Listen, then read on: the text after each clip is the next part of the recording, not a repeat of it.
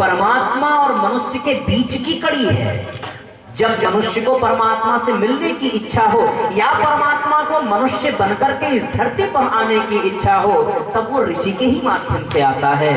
क्योंकि राम तभी राम बन पाए जब उनके जीवन में वशिष्ठ और विश्वामित्र ने सहयोग किया। यदि विश्वामित्र न आते तो राम भी अन्य राजाओं की तरह अयोध्या में राज्य करते और अपने राज्य को विकसित बना करके वापस चले जाते। लेकिन उनके जीवन में एक ऋषि आया, एक ब्रह्मर्षि आया और महर्षि वशिष्ठ आए। बस यही कुछ स्थिति थी भगवान कृष्ण की, जब उनके जीवन में उनके गुरु संदीपनी आए और उन्होंने बहुत सारी विद्याएं भगवान कृष्ण को प्रदान की, जिसके फलस्वरूप भगवान ने गीता का उपदेश दिया। तो मित्रों, जब जब कोई बहुत महान आत्माएं इस धरती पर आती हैं और वो कुछ विशेष काम करती हैं, तो निष्कर्ष ये निकल के आता है कि निश्चित रूप से वो कभी न कभी किसी न किसी रूप में कोई न कोई ऋषि के सानिध्य में जरूर रही हो, तभी उन्होंने कुछ विशेष कर पाया। आज हम सभी गायत्री परिवार से जुड़े हैं और कुछ विशेष कर पाते हैं तो सिर्फ इसी वजह से, क्योंकि हम किसी ऋषि से जुड़े हैं, किसी संत से जुड़े हैं, किसी गुरु से जुड़े हैं। इसलिए ये निकल करके आती है बात कि यदि हमको अपने जीवन में सफल होना हो, यदि अपने जीवन में कुछ श्रेष्ठ करके दिखाना हो, तो फिर हमें किसी न किसी ऋषि, किसी न किसी संत से जुड़ करके रहना पड़ेगा। इतिहास में ये प्रमाण मिलते हैं, जो नहीं जुड़ सके वो स्वयं संत बने और जो संत ना बन सके वो किसी न किसी संत ऋषि से जुड़ करके रहे और उसके बाद उन्होंने श्रेष्ठतम कार्य करके दिखाया। ऋषि आत्म कल्याण और लोकहित की दृष्टि से जोड़ता है। तो इसलिए, और सबसे खास बात क्या है कि हमें तो ऋषियों का सानिध्य अनायास ही मिला है। यदि हम अच्छे से विचार करके देखें तो वाल्मीकि जयंती हम सब मनाते हैं, तुलसीदास जी की जयंती मनाते हैं, कहीं कहीं मनाई जाती है, परम पूज्य गुरुदेव का मनाते हैं। ये सब क्या है? और गुरु पूर्णिमा के दिन भगवान वेद व्यास का जन्म दिवस मनाया जाता है, वो भी एक ऋषि थे। और भी बहुत सारे पर्व अगर देखे जाएं तो वाल्मीकि जयंती हो गया, समर्थ गुरु रामदास जयंती हो गया, ऐसे बहुत सारे ऋषियों की हम जयंती मनाते हैं। गुरु पूर्णिमा पर भगवान वेद व्यास की, और गायत्री जयंती पर भी हम किसी ऋषि की जयंती मनाते हैं और वो ऋषि का नाम है भगीरथ, जिन्होंने गायत्री जयंती के दिन गंगा दशहरा के पर्व के रूप में माँ गंगा को धरती पर लेकर के आए। तो इसलिए हम ना चाहते हुए भी अपने देश में ऋषियों से जुड़े हैं। बड़ा सुंदर संगीत के माध्यम से हमने सुना भी है, ये धरती वो जहां ऋषि मुनि जपते हरि नाम की माला। आइए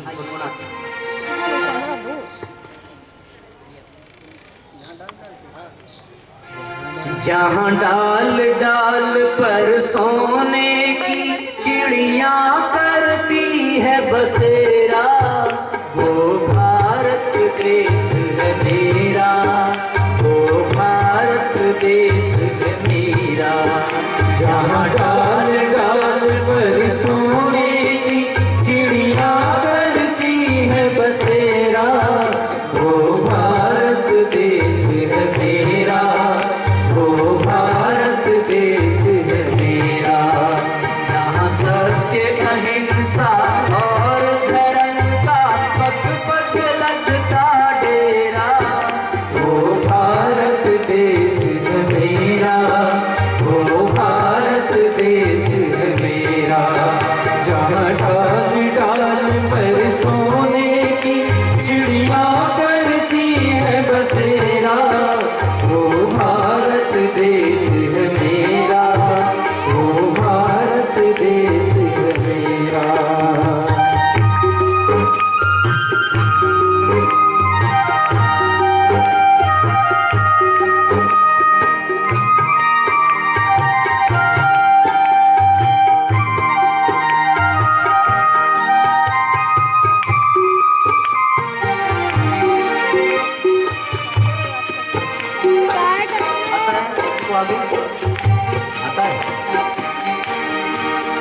ये धरती वो जहाँ ऋषि मुनि जपते हरि नाम की माला, जपते हरि नाम की माला।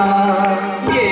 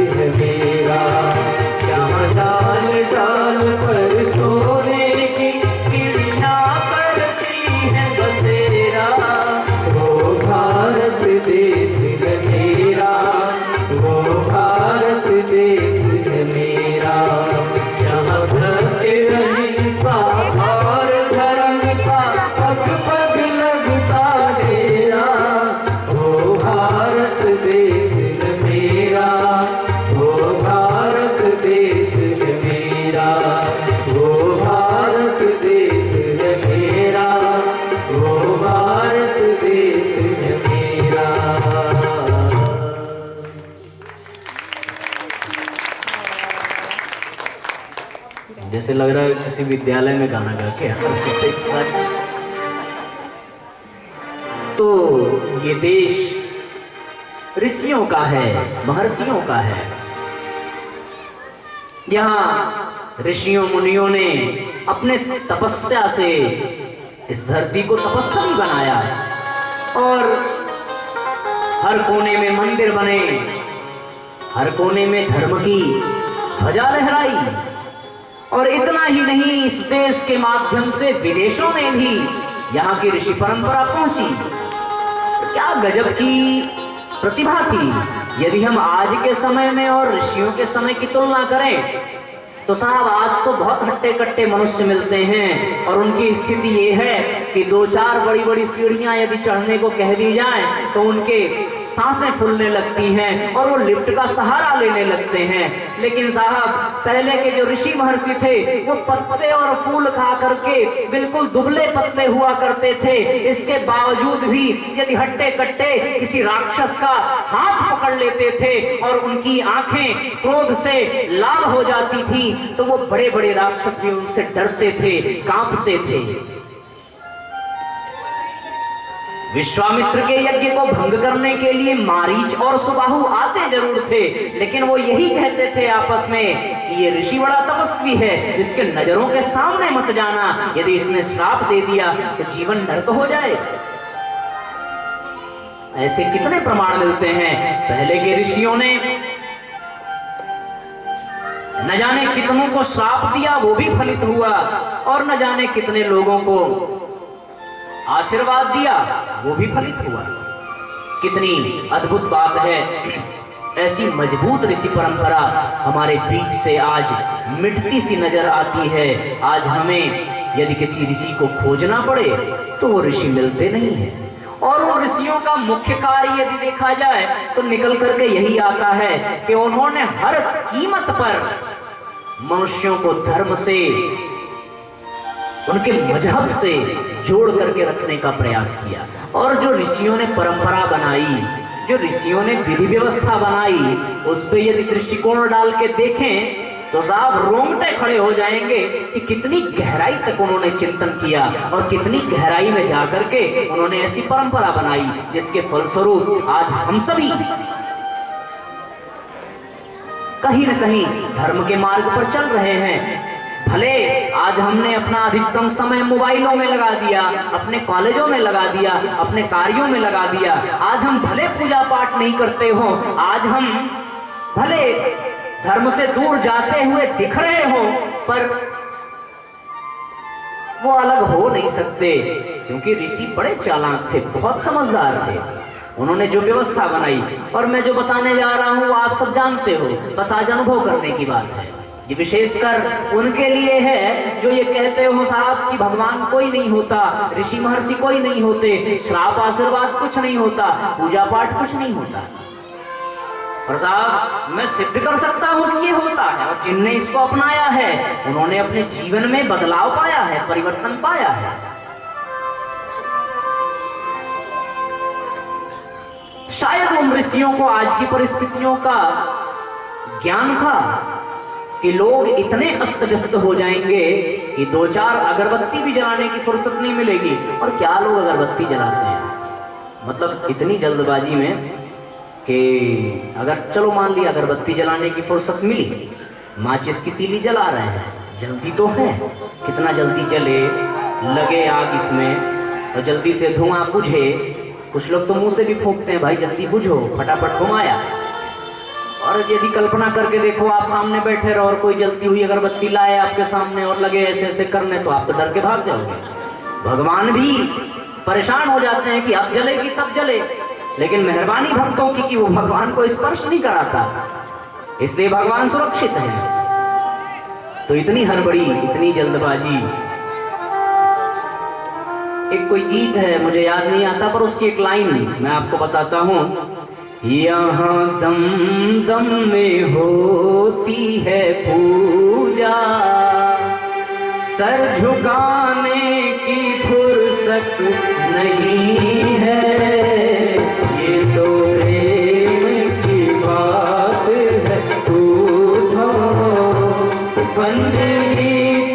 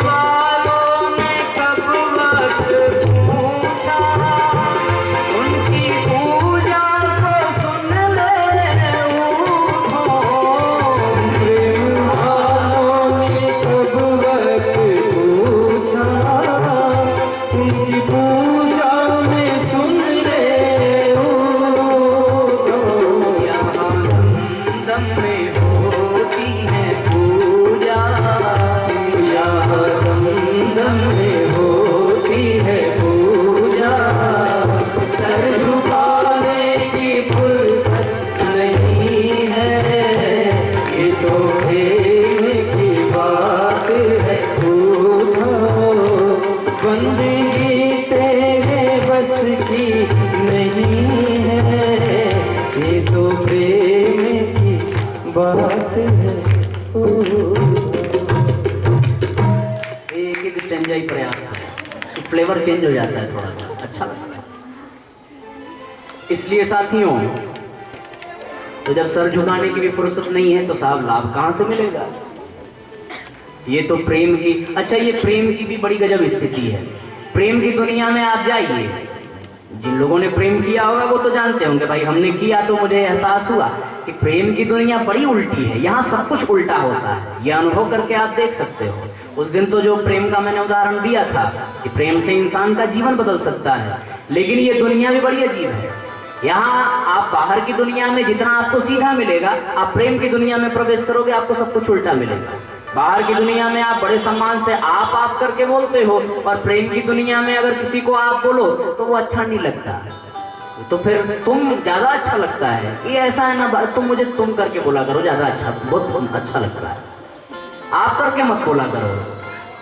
और कभी कभी तो ये भी कहते हैं कि तुम की जगह तू करके बात किया कर, ये बहुत अच्छा लगता है। अच्छा ये सही भी बात है, यदि पति बाहर घर में आए, बाहर से अपने ऑफिस से लौट करके आए और पत्नी कह दे आप आ गए, तो उसका तो वैसे ही हवा उड़ जाता है कि आज क्या बात है, ये आप कह रही है। तो इसलिए ये प्रेम की दुनिया बड़ी उल्टी है, सब कुछ उल्टा होता है।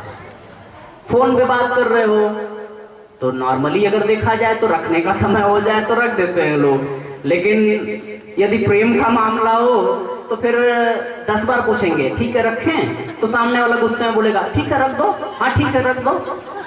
ऐसी भी स्थिति होती है। तो ये दुनिया बड़ी अजीब, बहुत गहराई में जाने की आवश्यकता नहीं है। बात कर रहा था ऋषियों की, और ऋषियों की परंपरा की। तो यहां साहब समय नहीं है किसी के पास, और ये शायद स्थिति ऋषियों ने जान ली। बेटा अपनी माँ को मंदिर छोड़ देता है, माँ के कहने पर माँ तो अंदर चली जाती है, लेकिन वो बाहर से ही प्रणाम करके गाड़ी पे बैठे बैठे ही निकल जाता है। इतना समय कम है, लोग धर्म से अलग होते जा रहे हैं। घर में कोई परिजन हो, सज्जन हो, उपासना कर रहे हो, बीच में एक मशीन बार बार परेशान करती है, और फिर माला बीच में छोड़ के हाँ हेलो बस निकल लिए हैं, बस पहुंच रहे हैं, जनाब यहाँ बैठ के पूजा कर रहे होते हैं, तो उसमें भी परेशानी। तो इसलिए ऋषियों ने एक परंपरा बनाई कि आदमी कितना भी व्यस्त हो जाए, कितना भी परेशान हो जाए, लेकिन वो धर्म से अलग नहीं हो सकता, वो धर्म से जुड़ करके ही रहेगा। और उन्होंने हर महीने को धर्म से जोड़ करके दिखा दिया। आप देखो जनवरी में मकर संक्रांति आती है, मकर संक्रांति का स्नान करते हैं, पूजा करते हैं। फरवरी में जैसे ही प्रवेश किया बसंत पंचमी आती है, और बसंत का भी स्नान करते हैं, यज्ञ करते हैं। मार्च में आप गए तो आपने होली का आनंद उठाया, और होलिका दहन के माध्यम से हम धर्म और अपनी संस्कृति से जुड़ते हैं। अप्रैल जैसे ही आया वैसे ही नवरात्रि शुरू हो जाती है, और फिर 9 दिन का अनुष्ठान हम करने लगते हैं। मई जून बीतता है, हर महीने कुछ न कुछ आया, और उसके बाद फिर आप इधर आइए अक्टूबर में, तो फिर इधर भी त्योहारों की लाइन लगी है। रक्षाबंधन हो गया, दीपावली हो गया, है ना, गलत तो नहीं कह रहा। तो हर महीने को ऋषियों ने धर्म से जोड़ के रख दिया। अब ऐसा हुआ कि कुछ ऐसे भी थे जिनको महीने महीने भी समय नहीं मिलता था, तो उनके लिए फिर ऋषियों ने हर तिथि को धर्म से जोड़ के रख दिया। आज प्रदोष का व्रत कितनी माताएं रहती हैं, पूर्णिमा का व्रत सभी रहते हैं, और जो पूर्णिमा का नहीं रहते वो एकादशी का रहते हैं, जो एकादशी का नहीं रहते वो पंचमी का रहते हैं, और ऐसी बहुत सारे। तो हर तिथि से लोग जुड़े हुए हैं, हर महीने की अलग अलग तिथि। तो क्या ऋषियों ने सुंदर परंपरा बनाई कि भैया जिसको महीने में फुर्सत न मिले वो फिर तिथियों से आकर के धर्म से जुड़े, और जिनको तिथियों में भी समय नहीं मिलता है फिर उसके लिए ऋषियों ने हर दिन को धर्म से जोड़ दिया। और कल्पना करके देखो, सोमवार भगवान शंकर का, मंगलवार बजरंगबली का, बुधवार फिर ग्रह नक्षत्र और राहु केतु का, बृहस्पतिवार फिर गुरु का, विष्णु भगवान का, शुक्रवार संतोषी माता, शनिवार फिर बजरंगबली टपक पड़े और रविवार को फिर सूर्य देवता का। तो हर दिन धर्म से जोड़ करके ऋषियों ने रख दिया और बता दिया कि तुम चाह के भी धर्म से अलग नहीं हो सकते। मैं तो कहता हूं साहब, अभी और गहराई में जाना चाहिए। महीने को जोड़ा, महीने को जोड़ने के बाद फिर तिथियों को जोड़ा, तिथियों को जोड़ने के बाद भी जब लोगों को समय नहीं मिला तो उन्होंने फिर हर दिन को धर्म से जोड़ा। और फिर जब ये देखा कि लोगों को हर दिन में भी समय नहीं मिल रहा है तो उन्होंने फिर दिन के एक एक घंटे को धर्म से जोड़ा। हमारे यहाँ परंपरा है संध्या वंदन की, सुबह सो के उठो, सुबह की पूजा, वो धर्म ही तो है। शाम को सोने से पहले फिर शाम की आरती, वो धर्म ही तो है। कहीं कहीं तो दोपहर में भी संध्या वंदन होता है। लेकिन ऋषियों की स्थिति ऐसी, तो मनुष्यों ने कहा तुम डाल हम पात पात, हम संध्या वंदन भी नहीं करेंगे। तो फिर ऋषियों ने बड़ी सुंदर परंपरा बनाई और हमारे गायत्री परिवार वाले तो उसको अधिकतर निभाते भी हैं। ऐसा गुरुदेव ने नियम बनाया, हर जन्म हर दिन नया जन्म, हर रात नई मौत। सुबह उठते ही नियम बना दिया कि भैया 5 बार बेड पे गायत्री मंत्र पढ़ लो। ये क्या है? अपने भगवान से, अपने धर्म से जुड़ने की प्रक्रिया है। और अगर मैं एक एक क्षण की, एक एक पल की व्याख्या करूं तो समझ में आएगा कि ऐसा कोई क्षण ही नहीं है जो भगवान में ना हो। आइए इसकी यात्रा करके देखते हैं, बड़ा आनंद आएगा। तुम सुबह सो करके उठते हो, उठते ही तुमको नियम बता दिया गया 5 बार गायत्री मंत्र पढ़ना है। और जैसे ही आपने गायत्री मंत्र पढ़ के सैया का त्याग किया, धरती को स्पर्श किया भी नहीं कि गुरुदेव ने पहला नियम बताया कि धरती पर पैर रखने से पहले धरती का चरण स्पर्श करो। और फिर उसके लिए ऋषियों ने मंत्र दिया, पृथ्वी त्वया धृता लोका देवी तुम विष्णुनाधिता तुम च धारायमाम देवी पवित्रम कुरुचासनम। ठीक है, उसके बाद आपने धरती पर 2-4 कदम चल करके स्नान गृह में गए, वहां स्नान किया। तो स्नान करने का भी मंत्र ऋषियों ने बताया कि स्नान करते समय आप इस मंत्र का उच्चारण करिए। और स्नान करके जब आप आते हो तो आपके लिए तो फिर उपासना अनिवार्य हो जाती है। आपके पूजा गृह में 2-4 मिनट ही सही पर 2 बार तो अगरबत्ती आप घुमाते हैं। और उसके बाद जो इतना भी नहीं करते, जिनके पास इतना भी समय नहीं है, फिर वो जहां स्नान करते हैं वहीं उसी लोटे को अच्छे से मांजा और फिर उठा करके जल भगवान सविता के सामने अर्पित किया। ये भी धर्म से जुड़ना हुआ, अपने भगवान से जुड़ना हुआ। ये परंपरा ऋषियों ने बनाई। और फिर सूर्यदेव सहस्रांशो तेजोरा से जगतपते वाला मंत्र पढ़ते हुए उन्होंने अर्घ दिया सूर्य को। जिन्होंने ये भी नहीं किया, फिर वहां ऋषियों ने ये नियम बताया कि चलो ठीक है, तुम तैयार भी हो गए, ये भी ना कर सके तो जाते समय हमारे यहाँ एक ये भी परंपरा है कि घर से बाहर निकलते समय तिलक लगा करके जाना चाहिए। तो जितने भी पुरुष भाई हैं वो तिलक लगाते हैं। जो तिलक भी लगाने के लिए समय नहीं देते, ऋषियों ने उनके लिए नियम बनाया कि घर से बाहर जाते समय अपने बुजुर्गों का चरण स्पर्श करके जाओ और माँ बाप का पैर छुओ। और फिर वो काम करने वाला व्यक्ति, व्यापारी अपने दुकान को जाता है और बच्चे विद्यालय जाते हैं। बच्चा जब विद्यालय में प्रवेश करता है तो पढ़ाई बाद में होती है, पहले वहां भी प्रार्थना होती है। तो यहाँ भी उन्होंने धर्म से जोड़ करके दिखा दिया। जो विद्यालय नहीं जा रहे हैं, व्यापार के लिए अपनी दुकानों में जा रहे हैं, वहां भी ऋषियों ने ऐसी परंपरा बनाई कि वो दुकान की शटर खोलने से पहले 3 बार पैर छूता है और दुकान की शटर खोलने के बाद अपने जो जिसमें पैसा रखता है उसको प्रणाम करता है। घर में भी, दुकान में भी एक छोटा सा मंदिर बनाते हैं, वहां भी वो भगवान से जुड़े हैं। और इसके बाद भी अगर उन्होंने इतना नहीं किया तो फिर रास्ते में चलते हुए कोई परिचित मिल जाए तो उसको फिर क्या कहते हो? आपके तो जीवन के एक एक क्षण को भगवान से जोड़ दिया ऋषियों ने, राम राम की परंपरा बनाई। किसी ने बड़ा सुंदर व्याख्या किया कि यदि क ख ग घ के दृष्टिकोण से देखा जाए तो उसमें एक र आता है, आ आता है और म आता है। र, आ और म। जैसे र अगर 26वें स्थान पे है तो म का भी कोई अपना स्थान है और आ की मात्रा का भी अपना स्थान है। उसको पूरा जोड़ दो तो वो 54 बार होता है। और हम 2 बार राम राम कहते हैं तो 54 + 54 108 हो गया। 108 मंत्र की तो एक माला होती है। तो भैया जो माला नहीं कर पा रहे हैं फिर वो राम राम ही रास्ते में बोल दें तो उनकी एक माला पूरी हो जाती है। ये ऋषियों ने परंपरा बनाई, ये अनुभव करने की बात है। और मैंने आपको कोई नई चीज नहीं बताई है, ये सब आप जानते हो, आज तो बस अनुभव कर रहे हो। तो ऋषियों ने जो परंपरा बनाई है उस परंपरा के माध्यम से सब कुछ उन्होंने धर्म से और भगवान से जोड़ करके रखा, ताकि आप चाह के भी अपने आप को उनसे अलग न कर सको।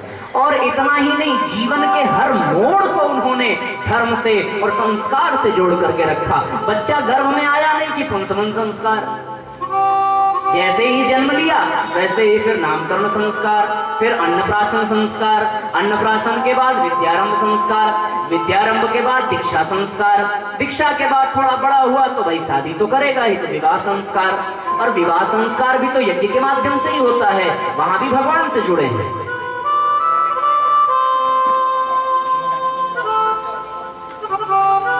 चलो ठीक है, आज के समय में कोर्ट मैरिज आ गया,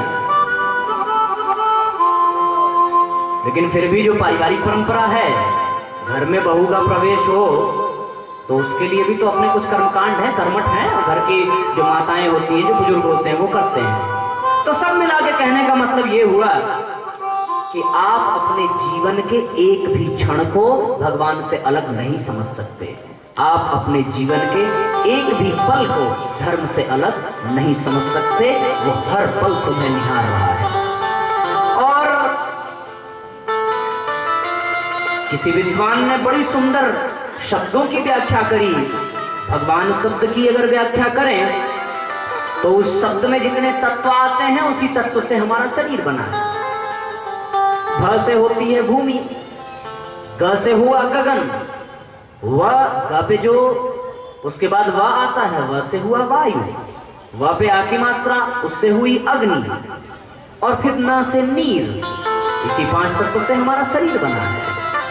भ से भूमि, ग से गगन, व से वायु, अ से अग्नि और न से नीर मिलकर के ही ये 5 तत्व का शरीर बना है। तो भैया इस शरीर के कण कण में भगवान विद्यमान है, और इसीलिए किसी ने कहा है कि ये शरीर शरीर नहीं, ये शरीर भगवान का मंदिर है। जिस तरह से मंदिर में भगवान की विग्रह रहती है, उसी तरह से इस शरीर के अंदर परमात्मा का अंश आत्मा रहता है। तो ये शरीर मंदिर है, और फिर हमारे जीवन का एक एक कण, एक एक पल, सब कुछ भगवतमय है, सब कुछ। अभी हम लोग संगीत देते हैं तो संगीत में 7 सुर होते हैं, सारे ग म प ध नि सा, 7 तो फिर दूसरे सप्तक में चलते, 3 सप्तक है, मध्य मध्य मध्य संगीत वाले भैया। तो सुर कितने हुए? 7।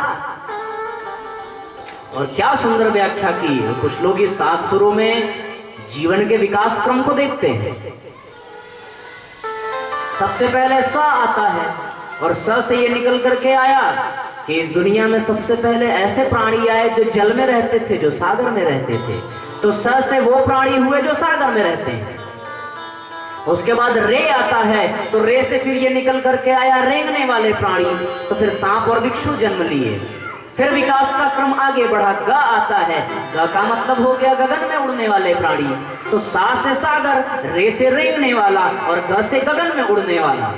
फिर उसके बाद माँ आता है, तो माँ से मनुष्य बनता है। तो पहले समुद्र में रहने वाले प्राणियों ने जन्म लिया, फिर रेंगने वाले प्राणियों ने जन्म लिया, फिर ग से गगन में उड़ने वाले प्राणियों ने जन्म लिया, उसके बाद फिर म से मनुष्य ने जन्म लिया। फिर प का नंबर आता है, तो जब मनुष्य ने जन्म लिया तो भगवान ने ये कहा कि ए मनुष्यों, प से प्रेम करते हुए रहना, प से परमात्मा से जुड़ करके रहना, प से पुण्य करते हुए रहना, और जब तुम ऐसा करोगे तब प के बाद ध आता है, तभी तुम्हारे जीवन में ध से धर्म आएगा, और जब धर्म आ जाएगा तब नी का नंबर आता है। तो जिसके जीवन में प्रेम हो, जिसके जीवन में धर्म हो, उसके जीवन में फिर नी से निर्वाण मिल जाता है, और यही तो मुक्ति का साधन है। तो सा से सागर, रे से रेंगने वाला, ग से गगन में उड़ने वाला, म से मनुष्य, प से प्रेम करते हुए ध से धर्म से जुड़ा रहे, फिर उसका निर्माण हो जाता है। संगीत भी यही सीख देती है, और मुझे नहीं लगता कि ऐसा कोई व्यक्ति होगा जो संगीत से न जुड़ा हो। अगर गा नहीं सकता तो सुन तो सकता है, सुनते भी हैं। तो इसलिए हम सभी ऋषियों की संतान हैं, हम सभी ऋषि परंपरा का लाभ उठाएं और उसको अपने जीवन में उतारें। ये विशेष संदेश युवाओं के लिए था जो अपनी परंपरा, अपनी संस्कृति से दूर होते जा रहे हैं। उनको ये नहीं पता है कि वो ऋषि की संतान है। अगर हम वंश की बात करें तो जो क्षत्रिय हैं वो कभी न कभी राम के वंशज हैं। यादवों में कृष्ण तत्व विराजमान है। और हम जो अपना गोत्र बोलते हैं, किसी का सांडिल्य गोत्र है, किसी का भरद्वाज गोत्र है, किसी का है ना गर्ग, गौतम, सांडिल्य, इस तरह से, तो जो जिसका गोत्र है वो उस ऋषि का वंशज हुआ, तो इसलिए वो उस ऋषि का सपूत है। और फिर हम ऋषि संतान हो करके, ऋषि पुत्र हो करके धर्म से अलग हो, भगवान से अलग हो, तो ये बात शोभा नहीं देती है। इसलिए आइए संगीत के माध्यम से अपनी भावनाओं को ऋषियों से जोड़ने का प्रयास करें। ओ सपूतों, ओ सपूतों, भारत की तकदीर बना दो।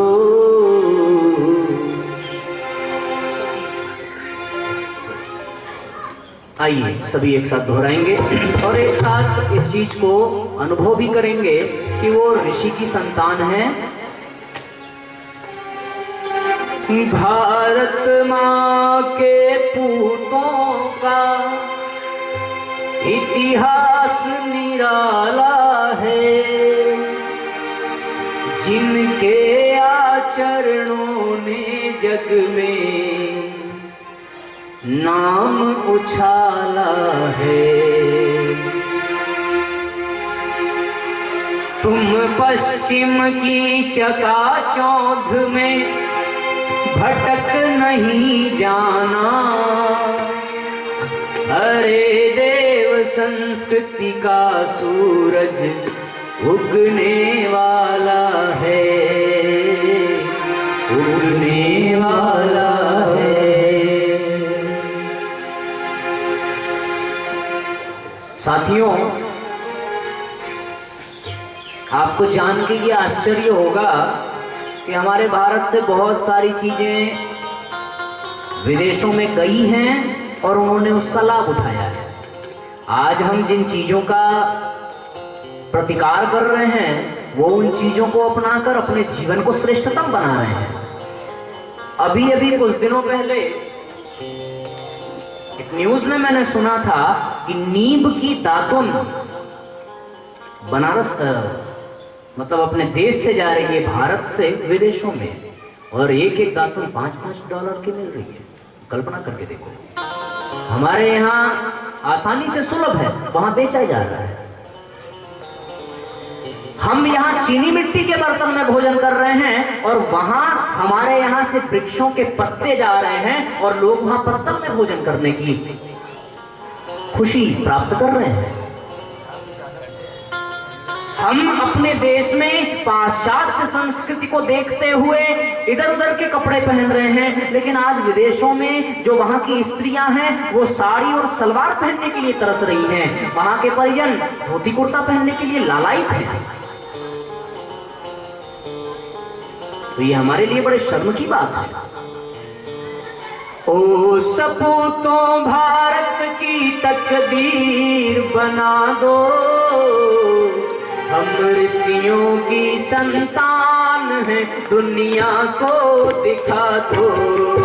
हम ऋषियों की संतान हैं, दुनिया को दिखा दो।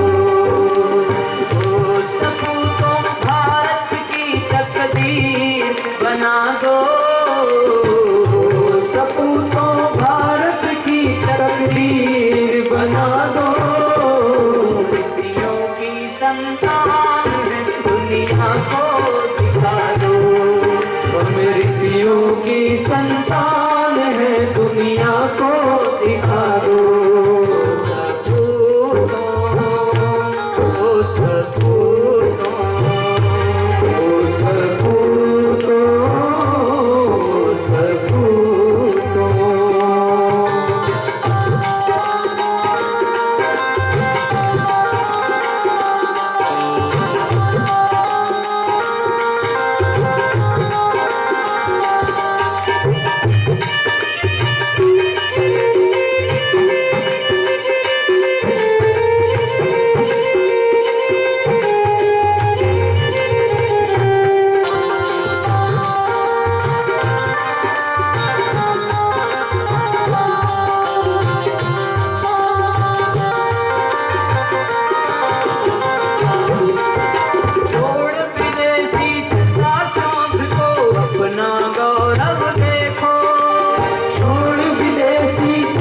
चौध को अपना गौरव देखो। बंधन जो रोके हैं गति को उनको तोड़ो देखो। बंधन जो रोके हैं गति को उनको तोड़ो देखो। जन जन में फिर मूसा, जन जन में फिर मूसा। ईमान जगा दो, ऋषियों की संतान है दुनिया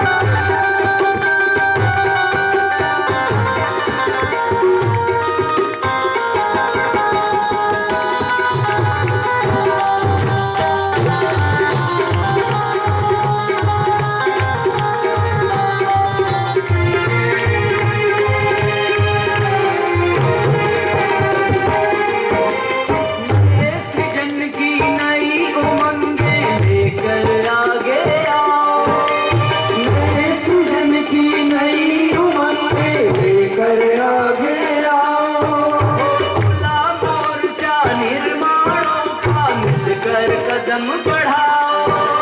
खुला मोर्चा निर्माणों का मिलकर कदम बढ़ाओ। राम राज के राम राज के सपनों को सच करके दिखा दो। ऋषियों की संतान दुनिया को दिखा दो। ऋषियों की संतान है दुनिया को दिखा दो। भारत की तकदीर बना दो। सपूतों भारत की तकदीर बना दो। हम ऋषियों की संतान है दुनिया को दिखा दो। हम ऋषियों की संतान है दुनिया को दिखा दो।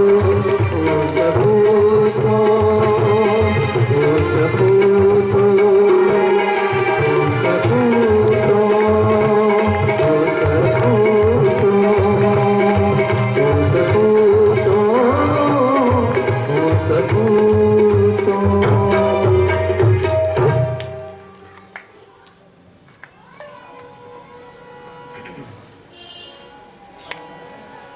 हम सभी ऋषि संतान हैं, ऋषि पुत्र हैं। इसलिए हम सभी की नैतिक जिम्मेदारी बनती है कि अपने पूर्वजों के नाम को कलंकित न करें। अपने पूर्वजों द्वारा छोड़ी हुई परंपरा को आज फिर से शुरू करने का अवसर है। ये हम सभी की जिम्मेदारी है। तो ये प्रज्ञा पुराण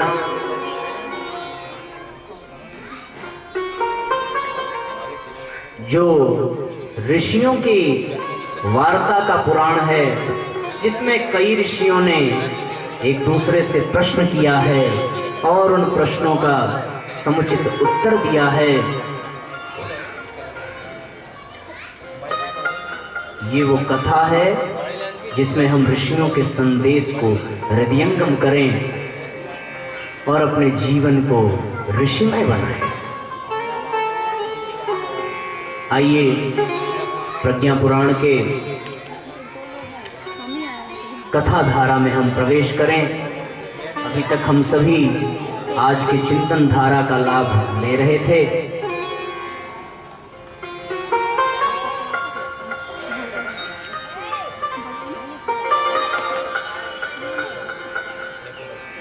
महाप्राज्ञ पिपलाद जी ने जो समाधान दिया ब्रह्मर्षि ब्रह्मज्ञानी अष्टावक्र जी को,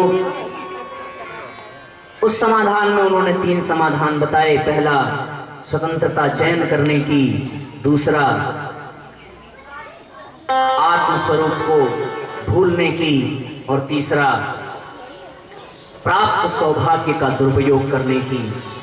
जब उन्होंने ये कहा कि यहाँ सभी स्वतंत्र हैं, जो जैसा करेगा वैसा भरेगा, ये तो बात सबके समझ में आई। पर एक प्रश्न ये भी रह गया कि फिर हम जो चाहते हैं वो कर क्यों नहीं पाते? ऐसा श्वेतकेतु महाराज ने पूछा कि भगवान, यदि मनुष्य सर्वथा स्वतंत्र है, यदि मनुष्य सर्वथा परिपूर्ण है, तो क्या प्रगति पर उसे किसी सहयोग सहायता की आवश्यकता नहीं पड़ती? यदि वो स्वतंत्र है, परिपूर्ण है, तो उसे किसी सहयोग की आवश्यकता नहीं पड़नी चाहिए। फिर वो जो चाहे वो कर सकता है। और ऐसा ही आपने कल कहा था कि मनुष्य को स्वतंत्रता है चयन करने की, वो जैसा चाहे वैसा कर सकता है। लेकिन ऐसे बहुत से उदाहरण हैं कि लोगों ने जो चाहा वो कर नहीं पाए। यदि कैकेयी का उदाहरण लेकर के देखें तो वो तो चाहती थी कि वो अपने बेटे भरत को अयोध्या का राजा बनाए, और उससे जितना बन पड़ा उसने उतना प्रयास भी किया, लेकिन उसे इसमें सफलता नहीं मिली। यदि वो स्वतंत्र थी ये करने में तो उसने किया, पर उसे उसमें सफलता क्यों नहीं मिली, प्रश्न ये उठता है। दुशासन स्वतंत्र था चीरहरण करने में, पर प्रश्न ये उठता है कि जब उसने चीरहरण करने का प्रयास किया तो फिर वो सफल क्यों नहीं हुआ।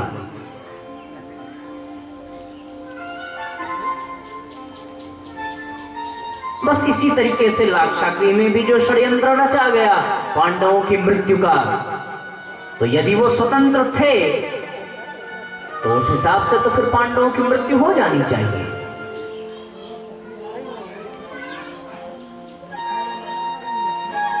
इस प्रश्न के उत्तर में महाप्राज्ञ पिप्लाद जी ने कहा कि हे मुनि,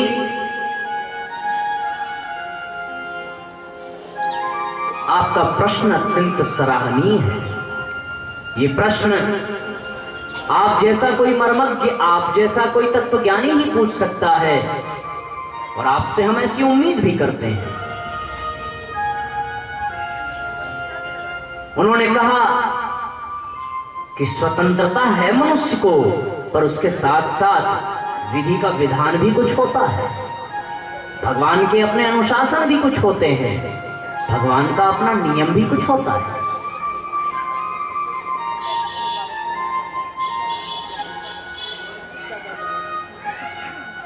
यह सत्य है कि मनुष्य स्वतंत्र है, वो कुछ भी कर सकता है, लेकिन यह भी सत्य है कि यदि वो भगवान के अनुशासन का पालन नहीं करेगा तो उसे सदैव असफलता ही मिलेगी।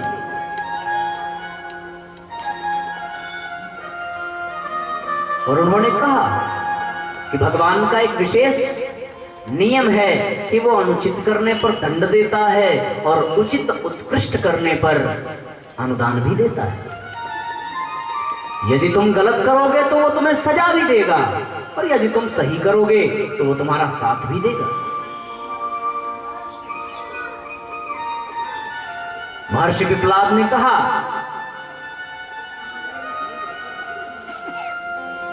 कि भगीरथ ने तप किया, भगीरथ ने पुरुषार्थ किया, तो उनकी सहायता के लिए सारी देवशक्तियों ने अपने ताकत को झोंक दिया।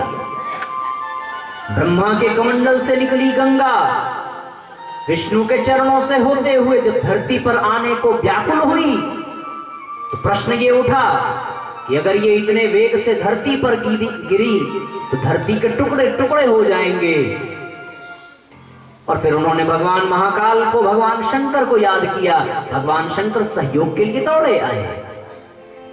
भगवान शंकर ने गंगा को धरती पर लाने के लिए अनुदान दिया, वरदान दिया और सहयोग भी किया, सिर्फ इसलिए क्योंकि वो उत्कृष्ट कार्य था, क्योंकि वो श्रेष्ठ कार्य था। और जब जब किसी भी मनुष्य ने सन्मार्ग की ओर कदम बढ़ाया, जब जब किसी मनुष्य ने श्रेष्ठ कार्य करने की ठानी, तो देव शक्तियों ने भरपूर सहयोग दिया। भगीरथ ने ठाना गंगा को धरती पर लाना है, ये श्रेष्ठ कार्य था, इसमें जग का कल्याण था, तो देव शक्तियों ने उनका सहयोग किया। बस इसी तरीके से